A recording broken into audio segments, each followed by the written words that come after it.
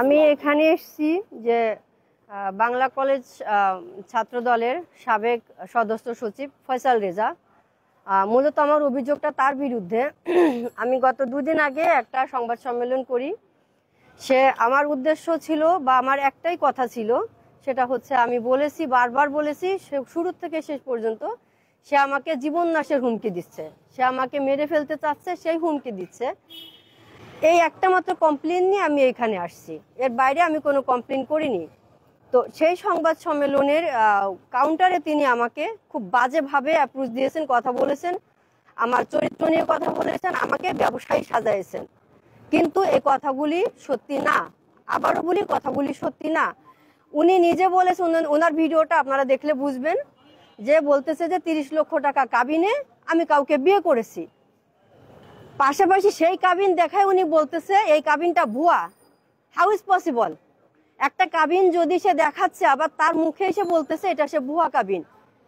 আবার কার একটা সিঙ্গেল ছবি দেখায় বলতেছে কোন একটা পুরুষ মানুষের, সেই ছবিটা তাকে আমি বিয়ে করছি। তা এই যে কথাগুলি সে বলতেছে, পুরোটাই তো মিথ্যে কথা। আমি তাকে কমপ্লেন করেছি যে সে আমার জীবন নাশের হুমকি দিচ্ছে। আমি সে প্রমাণটা এখন দিব, আমি একটা কল রেকর্ড শোনাবো। আর পাশাপাশি সে বিভিন্ন লোকজন, তার বন্ধু বান্ধব, তার আমার পিছনে যারা আগের থেকে চিনত, তারা আমার বিভিন্নভাবে হাঁটতে চলতে, আমার যাওয়া আসার পথে, আমার বাসায়, আমাকে চাকরিচ্যুত অলরেডি করা হয়েছে। আমি আমার আগে চাকরিটা করতে পারি না। ফয়সাল রেজা আমার অফিসে কমপ্লেন করেছে, আমি এখন সে আমার চাকরিটাই নাই, আমি চলবো কিভাবে? পাশাপাশি তার বন্ধু বান্ধব মিলে আমাকে হুমকি দিচ্ছে সরাসরি, এবং ফেসবুকে কিছুক্ষণ আগেও মেসেঞ্জারে তারই একটা বন্ধু আমাকে অকথ্য ভাষায় গালিগালাজ করলো। আমি আপনাকে সে ফুটেজটা দিব। এবং আমার কাছে যে কল রেকর্ডটা আছে, ফয়সাল রেজা আমাকে যে খুন করার জন্য যে হুমকিটা দিছে, আমি একটু রেকর্ডটা শোনাই, প্লিজ আপনারা একটু শুনেন।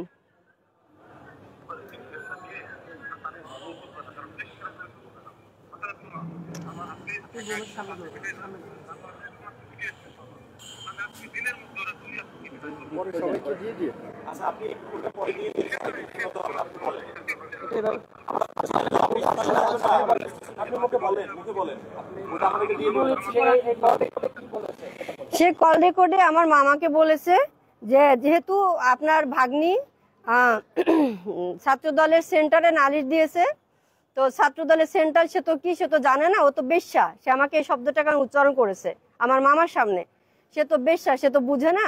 তো যেহেতু সে আমার ক্যারিয়ার নষ্ট করে দিছে, ধ্বংস করে দিছে, তো তাকে আমি আজকে দিনের ভিতরে যেখানে পাবো রাস্তার উপরে মানে কুপায়ে কেটে ফেলবে, মেরে ফেলবে, এবং টুকরো টুকরো করে আমার লাশটা কুকুর দিয়ে খাওয়াবে। সে আমার লাশটা কুকুর দিয়ে খাওয়াতে চেয়েছে, টুকরো টুকরো করে আমাকে মেরে ফেলবে। যেহেতু তার ক্যারিয়ার নাকি ধ্বংস হয়ে গেছে, এজন্য সে আমাকে দুনিয়ার থেকে সরাই দিবে। আমার একটা প্রশ্ন মানুষের কাছে, সবার কাছে, অ্যাকচুয়ালি আমি রাজনীতি বুঝি না, আমি কখনো রাজনীতি করি না। প্রশ্ন হচ্ছে, রাজনীতি কি কারো পেশা হয়? রাজনীতি কি পেশা? রাজনীতি থেকে কি ইনকাম করার জন্য মানুষ রাজনীতিতে আসে? ফয়সাল রেজা আমার সাথে প্রায় এই 6 মাস হচ্ছে আমার থেকে আলাদা হয়ে গেছে। সে জুলাইয়ের পরের থেকে, জুলাই পর্যন্ত সে আমার সাথে থাকছে। 2.5 বছর তাকে আমি সমস্ত খরচ দিয়ে রাখছি, তার তো কোনো ইনকাম নাই। সে একটা পয়সা ইনকাম করে না, সে মানুষের টাকায়। আমি না, আমি বিয়ে করার পরে প্রায় 2 বছর পরে জানতে পারি সে বিভিন্ন বয়স্ক মহিলাদের সঙ্গে, 55 বছর, 60 বছর লাভলি বেগম একটা আছে, 50 বছর আর একটা মহিলা আছে এমিলি, তারপরে রিনা নামে একটা মহিলা আছে। বাংলা কলেজের কতগুলো স্টুডেন্টের সাথে, প্রত্যেকের সাথে সে ফিজিক্যালে যাবে এবং বিয়ে করার প্রতিশ্রুতি দিবে, দিয়ে তাদের থেকে টাকা পয়সা নিয়ে তার চলবে। এটা তার বিজনেস। অনলি ওয়ান তার চলা ইনকামের সোর্স হচ্ছে এই টাকাটা, আর কোনো ইনকাম তার নেই। আপনারা খোঁজ নিয়ে দেখতে পারেন সে আসলে ইনকাম করছে কিনা জীবনে কখনো। আর তারই একটা বড় ভাই শাহিন ভাই আছে, শাহিন ভাইয়ের একটা কল রেকর্ড আমি আপনাদেরকে দিব, 2টা রেকর্ড দিব। সেখানে সে অভিযোগ করেছে যে আমি আওয়ামী ফ্যামিলির মেয়ে বা আওয়ামী লীগ করি, আওয়ামী লীগের লোকজন দিয়ে তাকে ফাঁসাইছে। আদর সত্যি না, প্রত্যেকটা কথা মিথ্যা। এবং এখানে ফয়সাল রেজা সহ শাহিন ভাইয়ের ভিতরে যে কথা হয়েছে, সেই কথাটা তারই বড় ভাই শাহিন ভাই আমাকে সেই রেকর্ডটা দিয়েছে। 2টা ফোন রেকর্ড, সে তার সাথে কথা বলে রেকর্ডটা সে আমাকে ফরওয়ার্ড করেছে। আমি আপনাদেরকে সেটা প্রমাণস্বরূপ দিলে, ফয়সাল রেজা সমস্ত অভিযোগ এখানে আছে। সে যে আমাকে ব্যবসায়ী বলছে, আসলে তো আমি তো না। আপনারা এই রেকর্ড 2টা নিয়ে প্লিজ একটু প্রচার করে দিন।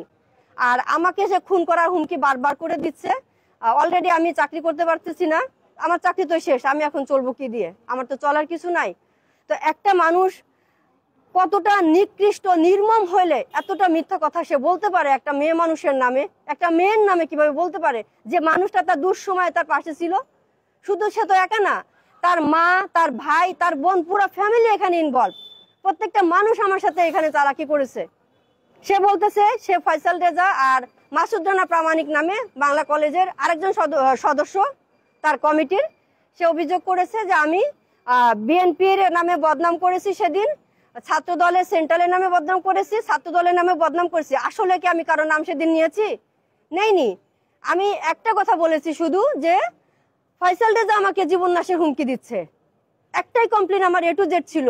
আমি সেখানে বলেছি, আমি যখন ছাত্র দলের সেন্টার সভাপতি রাকিব ভাইয়ের কাছে নালিশ দিছি, রাকিব ভাই তো আমার ব্রিফ শেষ করার আগে সে স্টেপ নিয়ে নিছে, তাকে বহিষ্কার করছে দল থেকে।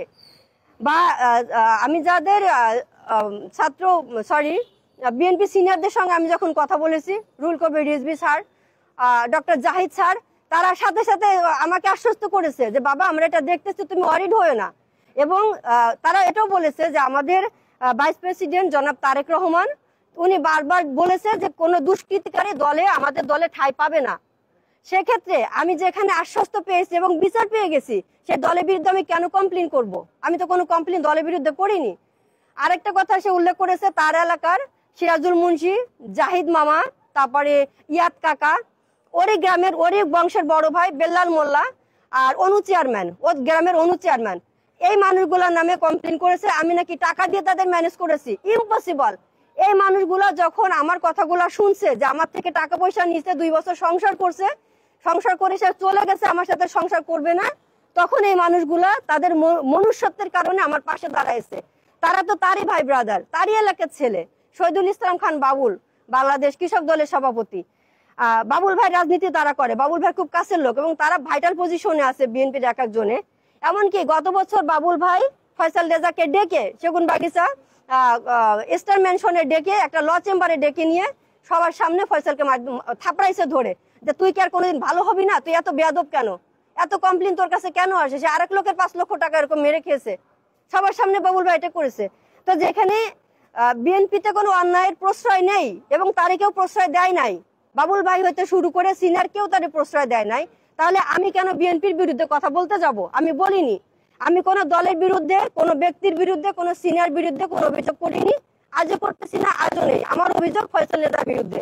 সে আমাকে খুন করার হুমকি দিচ্ছে এবং বারবার হুমকি দিচ্ছে। আমি রাস্তায় বেরোতে পারতেছি না, আমি একটা বাসা বানিয়ে রাখতে পারতেছি না।